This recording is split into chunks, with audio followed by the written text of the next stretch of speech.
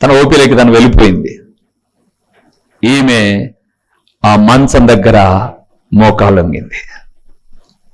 ప్రభువా, నా కొడుకు ఎవరెవరిని పోయి డబ్బులు అడుగుతున్నాడో, మా దగ్గర అయితే లేదు, సహాయం చేయి ప్రభువా, నిన్ను హత్తుకుని నమ్ముకున్న బిడ్డలం మేము. ఈ డాక్టర్ అమ్మ హాస్పిటల్లోంచి బయటకు వస్తూ చూసింది ఆమెను, మోకాలుంగి ప్రార్థన చేసుకుంటుంది. మరలా సాయంత్రం అప్పటికీ మోకాలు ప్రార్థన చేసుకుంటుంది. డాక్టర్ గారేమో ఈమెను బేస్ చేసుకొని కడతారంటారని ఈ డాక్టర్ అమ్మ గారిని నమ్మి ఆయన రెడీగా ఉన్నారు. సాయంకాలం రాత్రి ఆపరేషన్ జరగాలి. ఆ హాస్పిటల్ కట్టిన ఆయన వచ్చాడు. ఆ వార్డులలో చూసుకుంటూ వెళ్ళిపోయాడు. ఈ డాక్టర్ అమ్మ గారిని పిలిచారు. ఏంటి ఈరోజు కేసులు ఏమేమి అని చెప్పి, పలానా వాళ్ళకి కట్టాలండి, వాళ్ళ అబ్బాయి డబ్బులకు వెళ్ళారంట, వస్తే ఆ డబ్బులు ఇస్తే ఆపరేషన్ చేస్తాము అని. ఆ అన్యుడు చెప్పిన మాట ఏంటంటే, ఈరోజు ఈ హాస్పిటల్ కట్టిన నేను మా అమ్మ చనిపోయిన జ్ఞాపకార్థం ఈరోజు మా అమ్మ పేరు మీదుగా ఆ పేదాన్ని కూరక చేద్దాం, ఆపరేషన్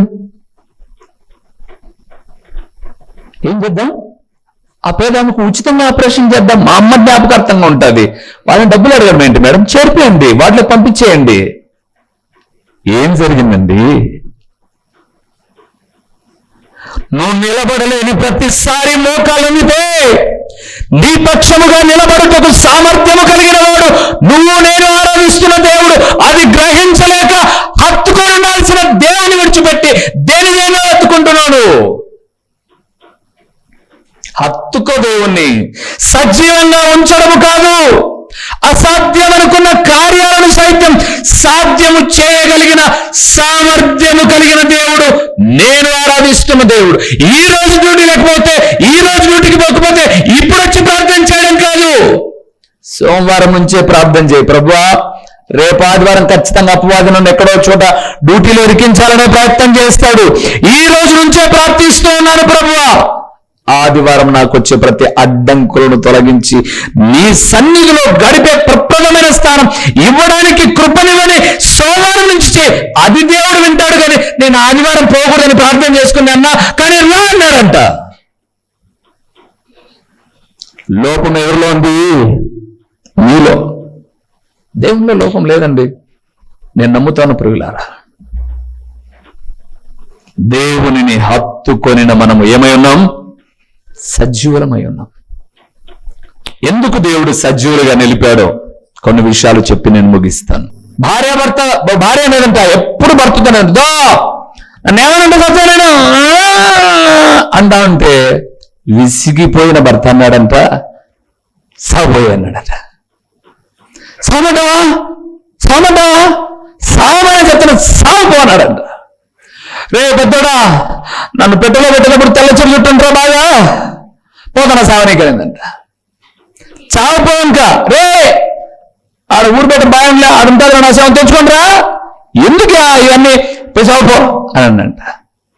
అంత బరువు అన్నాక ఇంట్లో ఉండేదానికన్నా చచ్చేది మేలు అని చెప్పేసి వెళ్ళిపోయిందంట. ఈయనకు తెలుసు సావదని. ఈయన ఎంచక్క పేపర్ ఎట్ట పెట్టి చదువుకుంటా అంటే మళ్ళా లోపలికి వచ్చిందని. ఏమి సస్తా అని చెప్పేసి సజ్జామని అనుకున్నావులే, మొబ్బట్టింటే తడిచిపోవడానికి గొడవ తీసుకోవడానికి వచ్చినాడంట. ఏం నీళ్ళలో దొంగితే నాందాయన మొబ్బట్టిందంట, అంటే మోడం వచ్చిందంట, వాన పడితే నాంతానని గొడుగు కోసం వచ్చిందంట ఇంటికి. చస్తా చస్తా చస్తా చస్తా ఈ మాట మీ నోటి వెంటరాని కాకండి. చదువుతారు ఇప్పుడు, వివరిస్తా. నేను చావను, సజీవుడనై యెహోవా క్రియలను. ఎస్, ఎందుకు దేవుడు మనల్ని సజీవంగా పెట్టాడు అంటే దేవుని క్రియలు వివరించడానికి సజీవంగా పెట్టాడు మనల్ని. ఎవరి క్రియలు? దేవుని పనులు చెప్పాలి మనం లోకానికి. మరలా జ్ఞాపకం చేస్తున్నాను, నేను ప్రేమించే ఈ వాక్యమైన బిడ్డలందరితో చెప్తున్నాను, చస్తా అనే మాట మీ నోటి రాకూడదు. అది అపవాది నోటి మాట. అపవాది మాట. నీకు ఎట్లా చెప్పాలి అపవాది నోటి మాట అని? యోబు భార్య దగ్గరికి వెళ్తే రోగం వచ్చిన భర్త, లేకపోతే బాధలో ఉన్న భర్తతో ఉంటుంది, ఇంకా దేవుడు ఏంటండి, నువ్వు చచ్చిపోయి ఆ దేవుణ్ణి ఏం చేయాలి? దూషించు. ఎవరున్నారు ఈయన మేడం లోపల? సాతానుడు ఏజెంటీనే. మోయలేని భారాలైనా, నిలువెత్తు అవమానాలైనా చావమాకండి, అసలు మాట రాని మాకండి. చస్తా అన్న వండుకునేది, ఏ చిన్న సమస్య వచ్చిందని భార్యాభర్తల మధ్య ఈమె తినదు, వానికి పెట్టదు, అయిపోయాక ఏం బతుకోలే. కొంతమంది భార్యను బెదిరించడానికి, భర్తలను బెదిరించడానికి, నువ్వు వచ్చేసరికి నా శవం ఉంటుంది పో అని చెప్పేసి ఈమెదో యాక్టింగ్ చేద్దామని చెప్పేస్తుంది హ్యాంగింగ్, అది రియల్గా అవుతుంది హ్యాంగింగ్, చావడమే.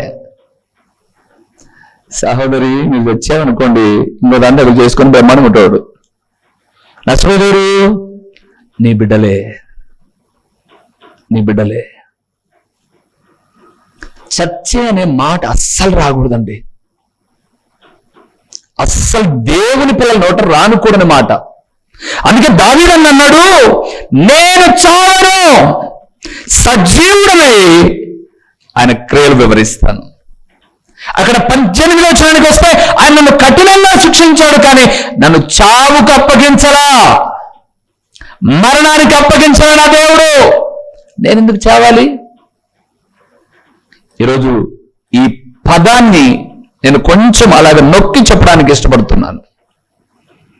ఎందుకు అనంటే ఈరోజు చాలా మంది చస్తా చస్తా చస్తా చస్తా అన్నప్పుడు అపవాది దేవదూతలు ప్రత్యక్షమయ్యే ప్రతి సమయంలో వీడు కూడా అక్కడికి వెళ్తున్నాడు కాబట్టి, స్తుతించాల్సిన నోట చావుంది చూడు, ఎందుకయ్యా వాళ్ళు నీ భక్తులు అని దేవుని తక్కువ చేస్తున్నాడు వాడు.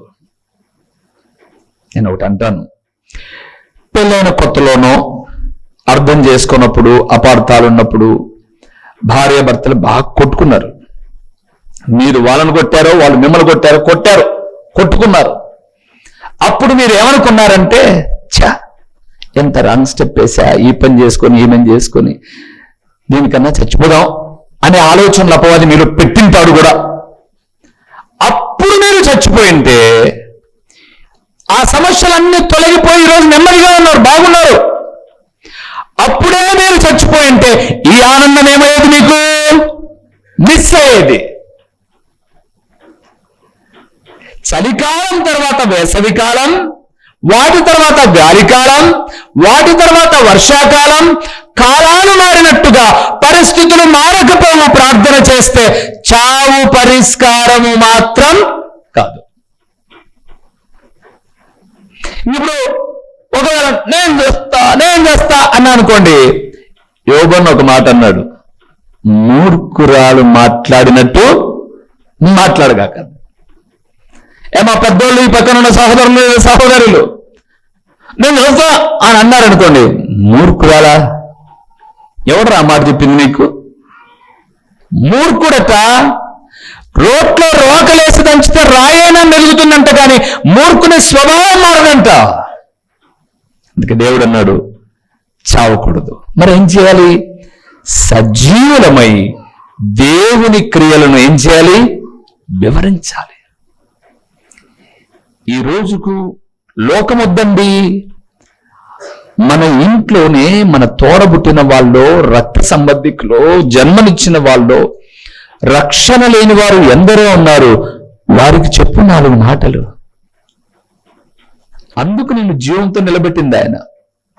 నీ అంత ప్రార్థనా జీవితమో, నీ అంత క్రమమైన సహవాసమో వారికి లేదు. ఆ సహవాసాన్ని కలిగి ఉండండరా అని చెప్పడానికి దేవుని సజీవంగా నిలబెట్టాడు. చూడండి ఒకసారి కీర్తన గ్రంథం 40వ కీర్తన కొద్దాం.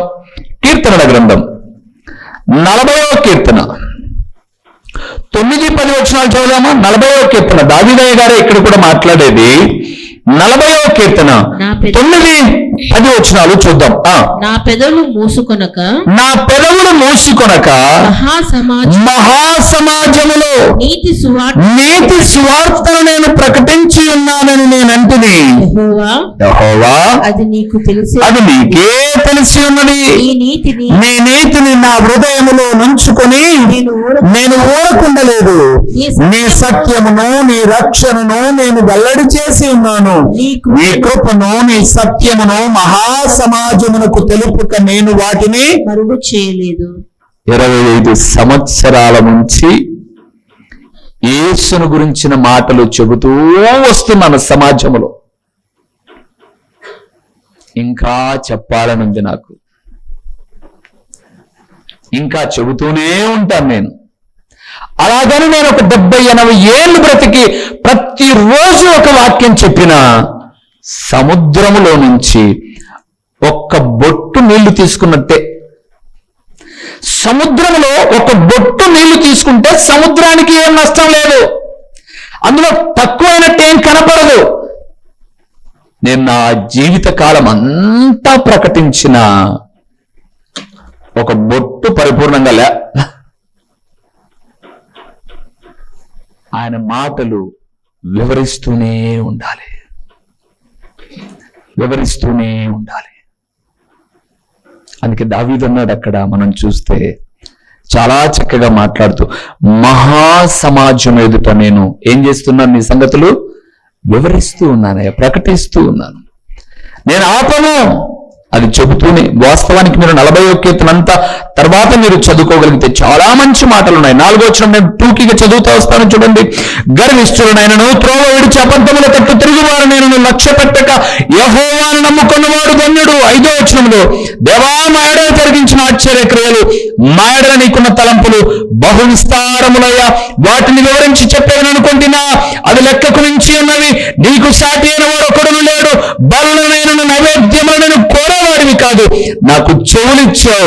దహన బలులు పరిహారార్థ బలులనైన నీవు తెమ్మనలేదు. నీ పుస్తకపు చుట్టలో నన్ను గురించి రాయబడిన సంగతులు ఏంటంటే, నీ ధర్మశాస్త్రము నా అంతరంగంలో పెట్టుకొని. 9వ వచనం, నా పదవులు మోసికొనక మహాసమాజములో నీ నీతి సువార్తను నేనేం చేస్తాను, ప్రకటిస్తా. అందుకు బ్రతికించాడు దేవుడు మనల్ని. నేను ఇటబోతా పనికి, చెరొక దారింటి పోండి, ఇదిగా చెప్పుకోవాల్సింది. 2 దారులు కలిసి దేవుని దగ్గర పోదాం రాని. నువ్వు గుడికి పోవా, నేను ఎడంకి పోతా, అదిగా చెప్పాల్సింది. నేను నా ఇంటి వారును నీతి సూర్యుని కొలుద్దాం. ఇటు వెళ్దాం అందరం. మన కొరకైన దేవుని త్యాగం ఎంత గొప్పది, ఎంత గొప్పది. 7 రోజులు 24 గంటలు రోజుకు. ఎంత గొప్ప దేవుడు. దగ్గర 148 గంటల సమయం వారమంతా దేవుడు మనకిస్తే, ఆఫ్టర్ ఒక 2.5 hours, ఒక 2.5 గంట ఆదివారం, ఒక మంగళవారం ఒక 2 గంటలు లేదా గంటేలేండి, శుక్రవారం ఒక గంట దేవునికి ఇవ్వని బ్రతుకు నీదొక బతుక. మహాసమాజంలో ఇంతగా మేము అరుస్తూ ఉన్నప్పుడు, నేను మాట్లాడేటటువంటి దైవావేశంలోని మాటలు మీకు కోపం వస్తుందేమో, కానీ పౌలయ్య మాతో చెప్పమాడిన మాట ఏంటో తెలుసా? కొలస్సీలకు రాసిన పత్రిక 1వ అధ్యాయం. ఎందుకన్నా అంతగా అరుస్తావు?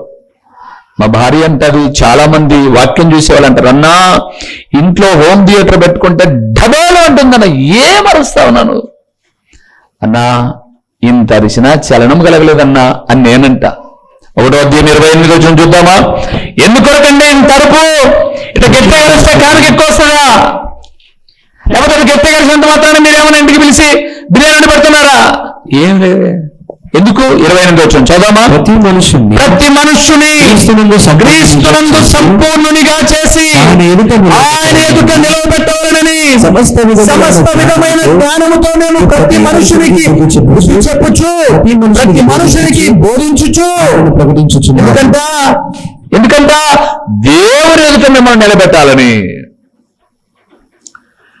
డాక్టర్ గారు రాకముందే కాంపౌండరు, వార్డు బాయి, నర్సులు, ఓపీ థియేటర్లో ఉండేవాళ్ళు అందరూ కలుసుకొని ఈమెను ఒక స్ట్రెచర్ మీద తోసుకొని వచ్చి ఆపరేషన్ థియేటర్లో పడుకోబెట్టి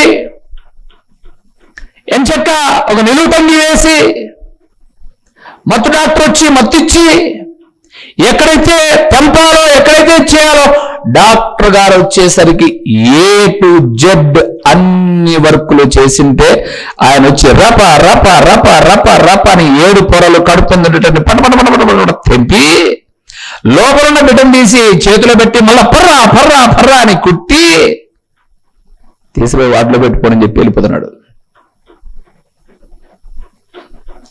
ఆయన తెంపనికి రాబోతున్నాడు. నువ్వు జాగ్రత్తగా ఉండు. నిన్ను సిద్ధపరచడానికి ప్రకటిస్తున్నామండి మేము.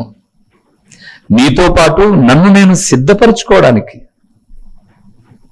మరలా జ్ఞాపకం చేస్తున్నాను ప్రియులారా.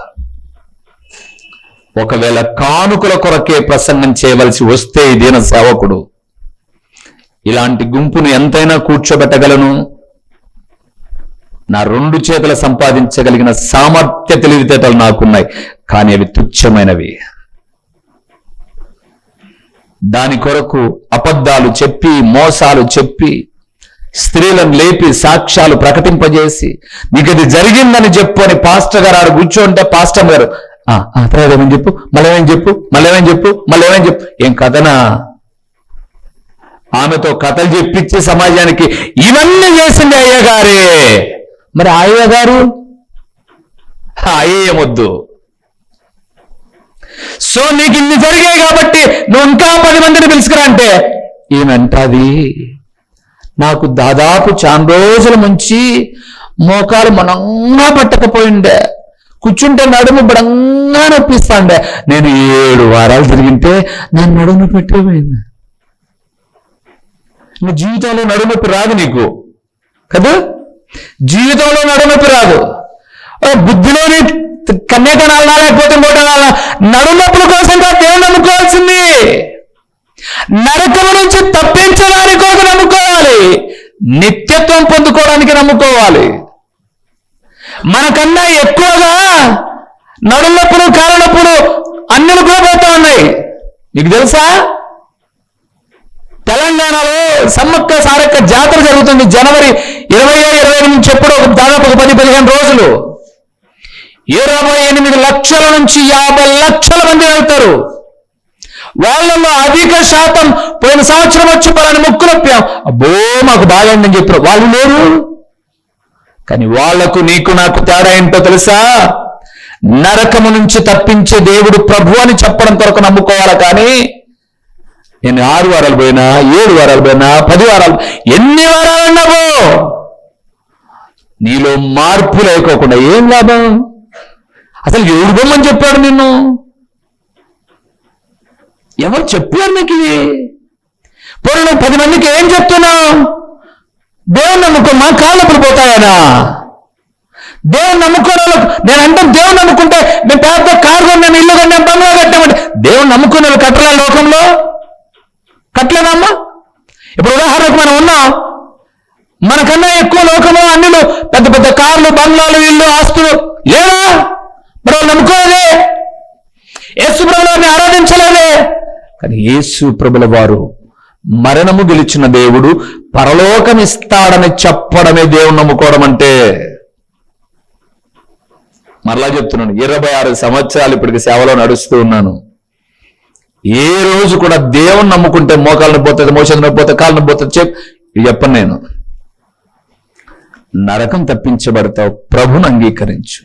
ఇన్ని నొప్పులు లేకోకుండా నరకానికి పోవడం మేలా, నొప్పులు అనుభవించైనా పరలోకం పోవడం మేలా? పరలోకం ఎందుకో తెలుసా? అక్కడ నిత్యానందం ఉండే చోటు. దాని కొరకు ఎంత నిబద్ధతగా బ్రతకాలి, ఎంత నీతిగా బ్రతకాలి, ఎంత ఖ్యాతికరంగా బ్రతకాలి. మహాసమాజం ఎదుట మనం ఏం ప్రకటించాలంటే, దేవా ఇదిగో సంపూర్ణునిగా నిలవబెట్టి వారిని తీసుకొచ్చి ఎక్కడిస్తాను? నీ ఎదుట నిలబెడతాను. దేవుని బిడ్డలారా, ఈ రోజుకు ఈ రోజుకు మీ కుటుంబాలకే రక్షణ లేకపోతే ఇంకా మిమ్మల్ని కన్నోళ్లకు తోడబుట్టిన వాళ్ళకి ఏమిస్తారు మీరు రక్షణ? ఏమిస్తారు మీరు రక్షణ? నాటకాలు దేవుని దగ్గర చెల్లవండి. నేను చెప్తే నా పిల్లలు తీసుకుంటే నా మాట అవుతుంది, అది దేవుని మాటకు విధేయడం కాదు అది.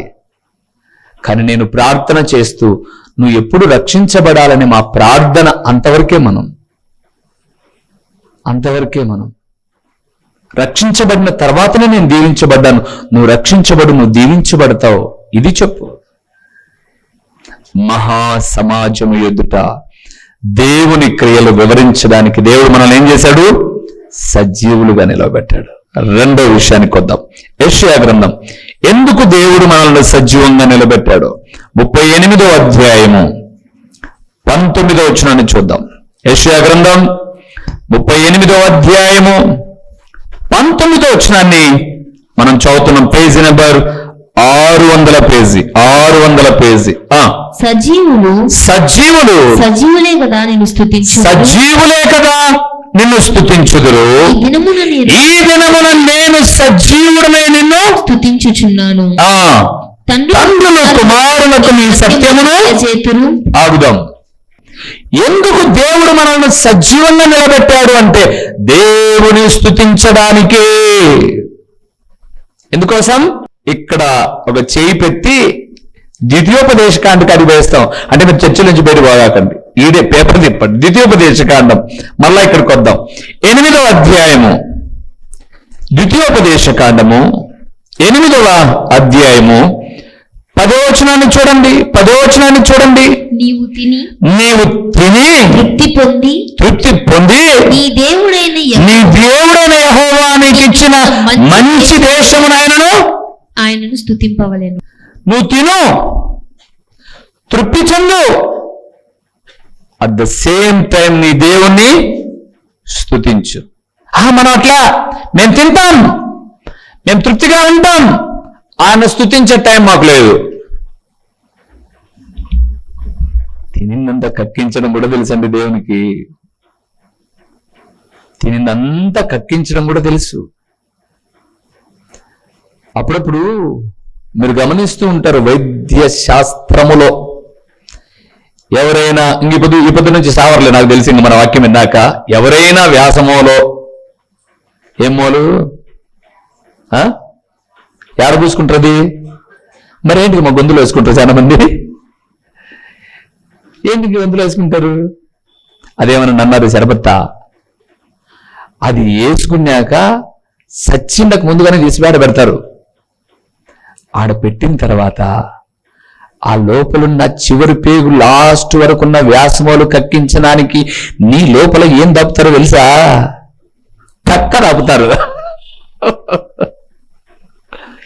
ఏమి తాపితే కక్కుతాను?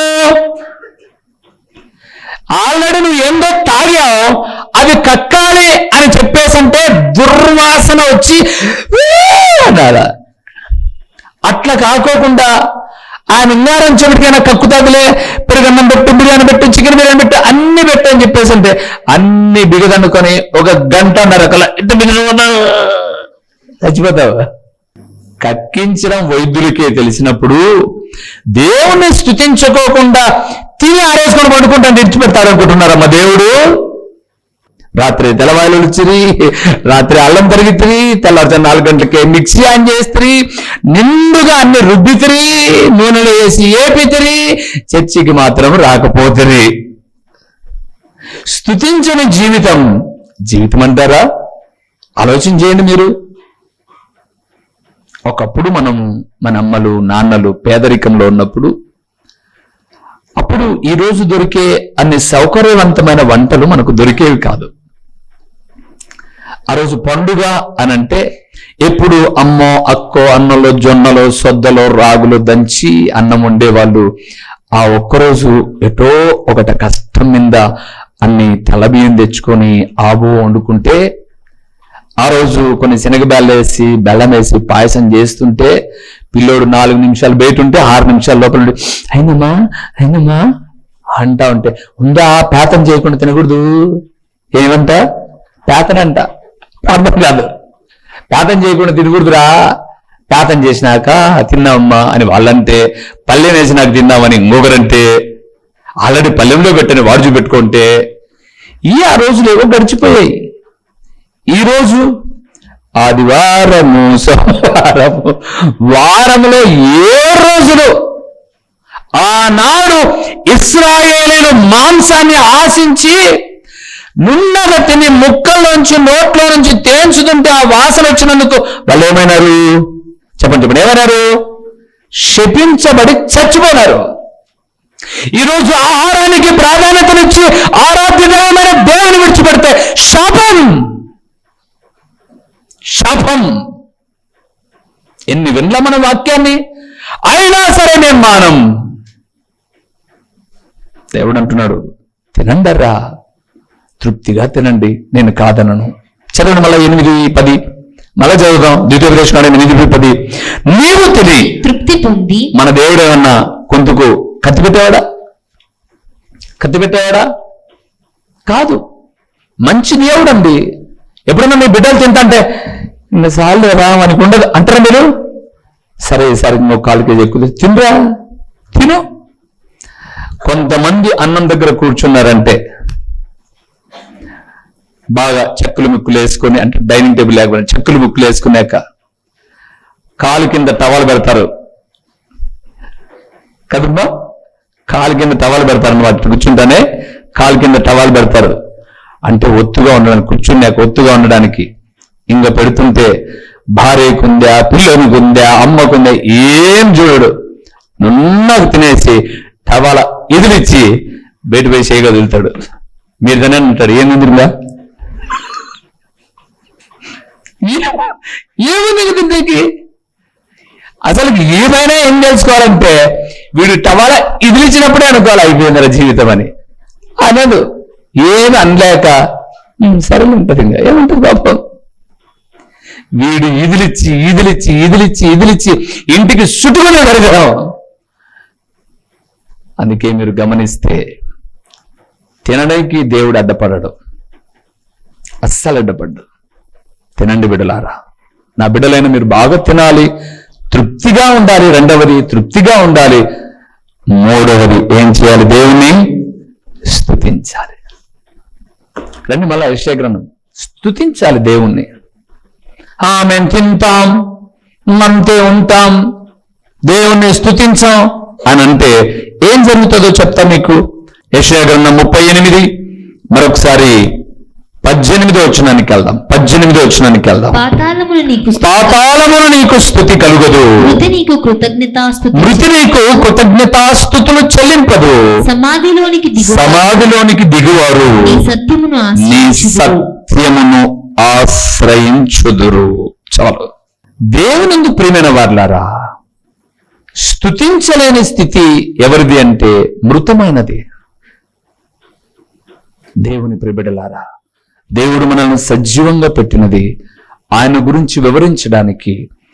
రెండవది దేవాది దేవునికి కృతజ్ఞతాస్తుతులు చెల్లించడానికి. మా చిరునామా దైవజనుడు బ్రదర్ ఓ రూబేన్ గారు, క్రీస్తు ప్రార్థనా మందిరం, డోర్ నెంబర్ 1-10-386, నగరిగుట్ట, పులివెందుల, కడప జిల్లా. మీ ప్రార్థనా అవసరాల కొరకై సెల్ నంబర్ 9989067409.